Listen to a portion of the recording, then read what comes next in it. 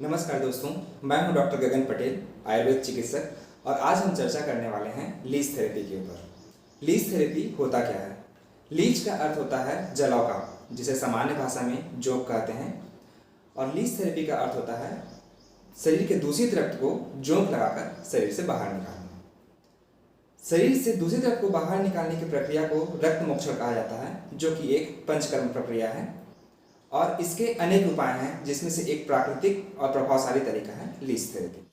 Video में आगे बढ़ने से पहले अगर आप चैनल पर नए हैं तो चैनल को सब्सक्राइब कर लीजिए और बेल आइकन को दबा लीजिए, ताकि आयुर्वेद चिकित्सा संबंधी नए वीडियोस की नोटिफिकेशन आपको तुरंत मिल सके। आज हम चर्चा करने वाले हैं लीच थेरेपी पर। लीच थेरेपी के क्या फायदे हैं, इसे जानने के लिए सबसे ज़्यादा जरूरी है लीच के प्रॉपर्टीज़ को जानना। लीच के मुंह में 3 जबड़े होते हैं, जिनमें बहुत सारे दांत होते हैं। जब वह खून चूसता है तो साथ ही साथ में अपने सलाइवा को ब्लड में रिलीज करता है। लीच के सलाइवा में बहुत सारे एक्टिव मॉलिक्यूल्स होते हैं, जिनके डिफरेंट प्रॉपर्टीज़ होते हैं। जैसे कि इसमें एंटी इन्फ्लेमेटरी प्रॉपर्टीज़ होता है, जिसके कारण शरीर के किसी भी प्रकार के स्वेलिंग या फिर इन्फ्लेमेशन पर यह काम करता है। इसमें एनाल्जेसिक प्रॉपर्टी होने के कारण यह दर्द को दूर करता है। इसमें एंटीकोगुलेंट प्रॉपर्टीज़ होने के कारण शरीर में बनने वाले थ्रोम्बस, एम्बोलाई या फिर ब्लड क्लॉट्स को यह रिमूव करता है, जिसके कारण यह हृदय रोगों के लिए बहुत ही लाभकारी हो जाता है। इसमें साथ ही साथ कई प्रकार के एंटीबैक्टीरियल, एंटीवायरल प्रॉपर्टीज़ भी होते हैं, जिसके कारण इन्फेक्टेड एरिया पर यूज़ करने से यह इन्फेक्शन को भी दूर करता है। कई लोगों को लगता है कि लीच का उपयोग करना एक पेनफुल प्रोसीजर होगा, पर ऐसा बिल्कुल भी नहीं है। लीच के सलाइवा में एक लोकल एनेस्थेटिक प्रॉपर्टी भी होता है, इसलिए जब हम इसे यूज करते हैं तो यह सबसे पहले उस जगह को शून्य कर देती है और हमें दर्द का बिल्कुल भी पता नहीं चलता। यहाँ पर यह जानना बहुत ज़रूरी है कि हम सारे लीच को प्रोसीजर में यूज नहीं कर सकते। कई लीच पॉइजनस भी होते हैं। अगर हम उन्हें यूज़ करेंगे तो वह हमें स्वास्थ्य लाभ देने के बजाय खुद ही इन्फेक्शन के सोर्स भी बन सकते हैं। आयुर्वेद में 6 प्रकार के नॉन पॉइजनस लीच का वर्णन किया गया है, जिन्हें हम चिकित्सा कार्य में उपयोग कर सकते हैं। चलिए आगे हम देखेंगे कि लीच को यूज करने के लिए हमें किस प्रकार से तैयारी करना है, उसे लगाना कैसे है, उसके बाद हमें क्या करना है, और इन सारी प्रक्रियाओं को हम डिटेल से प्रैक्टिकली यहाँ पर देखेंगे। सबसे पहले लीच को पालते कैसे हैं। आयुर्वेद में बताया गया है कि लीच को मिट्टी के घड़े में रखकर पालना चाहिए और उसके पानी को हर 3 दिन में बदल देना चाहिए। साथ ही साथ 7 दिन में घड़े को भी बदल देना चाहिए, पर प्रैक्टिकली यह पॉसिबल नहीं हो पाता है, इसलिए हम लीच को प्लास्टिक के डब्बे में रखते हैं। इस प्रकार के डब्बे में हमें लीच को रखना चाहिए, जिसके ढक्कन में हमें ऑक्सीजन के आने जाने के लिए छेद कर देना चाहिए। देखिए, साथ ही हमें प्रयास करना चाहिए कि लीच को एक नेचुरल एनवायरनमेंट मिल सके। इसके लिए हम उसमें एक जालीनुमा छोटा एक और ट्रे रखते हैं, जिसके नीचे में कुछ पत्थर और फिर ऊपर में मिट्टी रख देते हैं। इसमें लीच बड़ी आसानी से और कंफर्टेबली रहते हैं। जब हमें यूज़ करना हो तो हम लीच को इस मिट्टी से बाहर निकाल लेंगे और उसे एक दूसरे साफ कंटेनर में रख लेंगे। देखिए, इसमें नीचे पूरी तरह से पत्थर रखे हुए हैं, ताकि लीच को रहने के लिए अच्छे से स्पेस मिल सके, और ऊपर से मिट्टी है ताकि यह ठंडा रहे और उन्हें नेचुरल हैबिटेट का फीलिंग आ सके। यूज करना हो तो जोंक को पहले निकाल कर एक दूसरे कंटेनर में रख लें।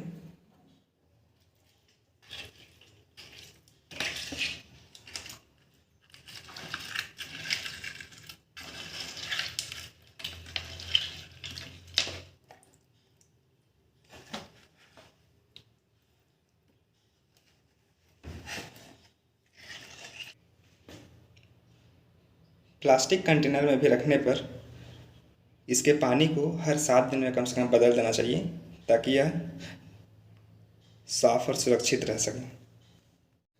यूज़ करने के पहले लीच को एक साफ डब्बे में साफ पानी डालकर रखें और साथ में कुछ हल्दी डालकर 5 से 10 मिनट तक रख दें। ताकि सारे लीड्स डिसइंफेक्ट हो जाएं। जब लीच को अप्लाई करते हैं तो यह 5 से 15 ml तक ब्लड को सक करता है। लीच को कम से कम 40 से 45 मिनट के लिए अप्लाई करना चाहिए ताकि यह पर्याप्त मात्रा में अशुद्ध रक्त को चूस सके। पर्याप्त मात्रा में अशुद्ध रक्त को चूसने के बाद लीच अपने आप ही छोड़ देता है, या फिर अगर ना छोड़े तो हमें उसके मुंह पर थोड़ी मात्रा में हल्दी का छिड़काव करना चाहिए, जिससे वह उस जगह को छोड़ देगा। लीच थेरेपी का उपयोग कहाँ कहाँ करना चाहिए? लीच हमारे शरीर के अशुद्ध खून को बाहर निकालता है, इसलिए दूषित रक्तगत सभी व्याधियों में लीच का उपयोग किया जा सकता है। साथ ही साथ यह अपने सलाइवा के एक्टिव मॉलिक्यूल्स को हमारे ब्लड में रिलीज करता है, जिसके कारण बहुत ही इफेक्टिव रिजल्ट्स हमें मिलते हैं। इसलिए आजकल बहुतायत में सौंदर्यवर्धन प्रक्रियाओं के लिए लीच का उपयोग किया जा रहा है। जैसे चेहरे पर निकलने वाले पिंपल्स के लिए यह एक रामबाण इलाज है। डायबिटिक वुंड्स जो कि बहुत मुश्किल से हील होते हैं, उसमें लीच को बहुत ही हेल्पफुल देखा गया है। हेयर फॉल जैसे समस्याओं में, बाल्डनेस जैसे समस्याओं में लीच का उपयोग किया जाता है। साथ ही साथ सिस्टमिक डिसऑर्डर्स में भी लीच बहुत ही हेल्पफुल साबित होते हैं, जैसे कि हार्ट के प्रॉब्लम में, कार्डियक अरेस्ट के प्रॉब्लम में। लीच में जो हेरोडिन नामक मॉलिक्यूल होता है वह एंटीकोगुलेंट होता है, इसलिए यह शरीर में बनने वाले एम्बोलस और थ्रोम्बस को डिसॉल्व करने में बहुत हेल्पफुल है। इसलिए कार्डियक प्रॉब्लम्स में लीच बहुत इफेक्टिव होता है। इसके लिए इसे हार्ट रीजन के ऊपर लगाया जाता है।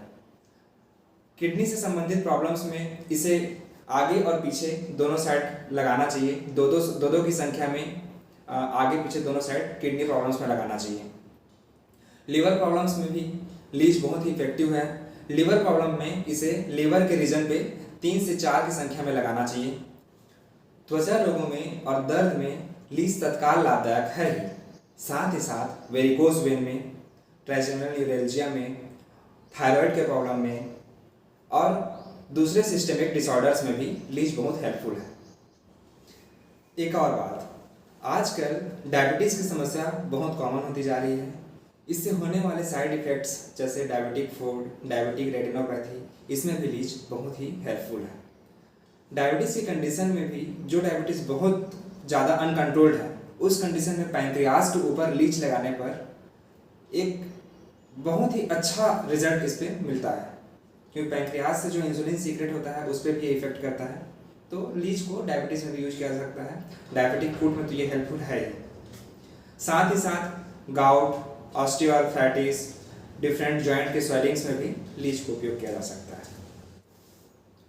लीच को लगाते कैसे हैं?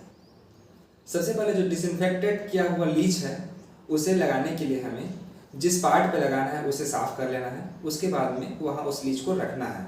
रखने पर लीच जनरली आसानी से पकड़ लेता है, पर यदि ना पकड़े तो उस जगह पर हमें 1 या 2 प्रिक कर देना चाहिए। फिर लीच को वहाँ लगाने से वह तुरंत पकड़ लेता है। लीच पे लगने के बाद उसे कम से कम 40 से 45 मिनट तक वहाँ लगे रहने देना चाहिए, ताकि वह पर्याप्त मात्रा में 10 से 15 ml तक का ब्लड चूस सके। जब एक बार अशुद्ध रक्त को पूरी तरह से वह लीच चूस लेता है तो उस जगह पर खुजली होगी। उसके बाद में हमें समझ लेना है कि अब यह शुद्ध रक्त को चूस रहा है। उस कंडीशन में लीच तो जनरली खुद ही छोड़ देती है, पर यदि ना छोड़े तो लीच के मुंह पर हमें हल्दी की एक चुटकी डालनी है, जिससे कि आसानी से वह छोड़ दे। जब लीच ब्लड चूसना शुरू करता है तो उसके शरीर में आप पल्सेशन को आसानी से देख सकते हैं। साथ ही साथ जब वह ब्लड चूसना शुरू करता है तो अपने गर्दन को ऊपर उठा लेता है।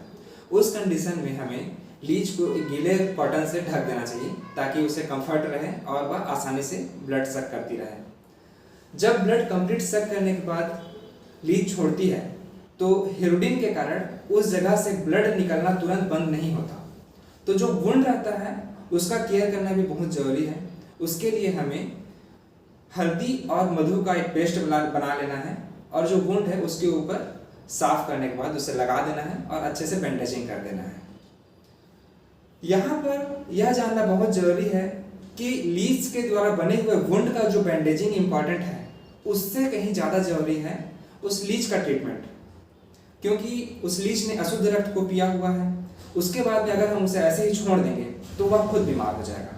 तो इसके लिए लीच का प्रॉपर केयर भी बहुत जरूरी है, जिसे हम पश्चात कर्म कहते हैं। जब लीच पूरी तरह से ब्लड को सक कर लेता है तो हमें उस लीच को एक साफ कंटेनर में रखना है और उसके बाद उसके ऊपर हल्दी का छिड़काव करना है, खासकर उसके मुंह के पास।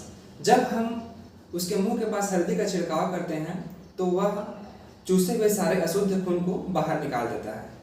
ठीक है।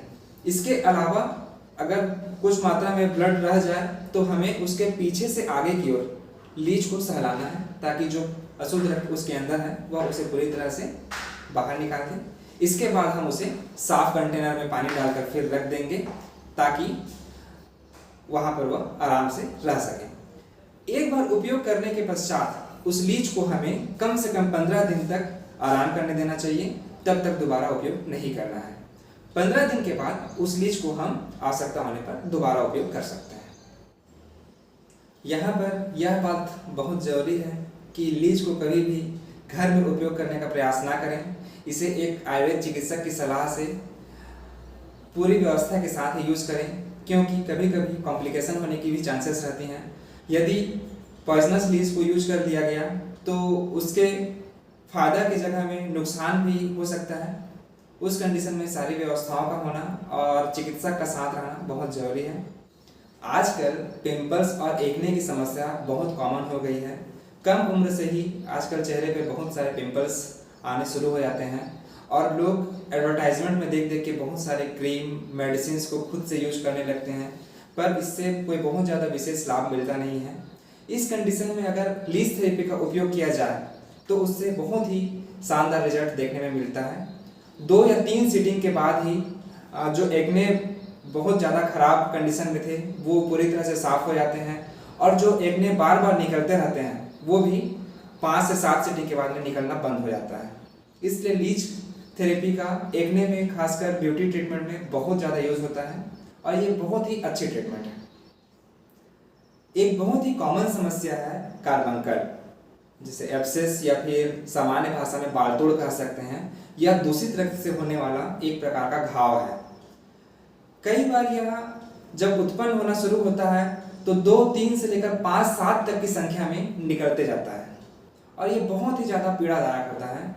इस कंडीशन में अगर लीच का अप्लाई किया जाता है तो और नए बालतोड़ या फिर कार्बंकल के निकलने की चांसेस बहुत कम हो जाती है।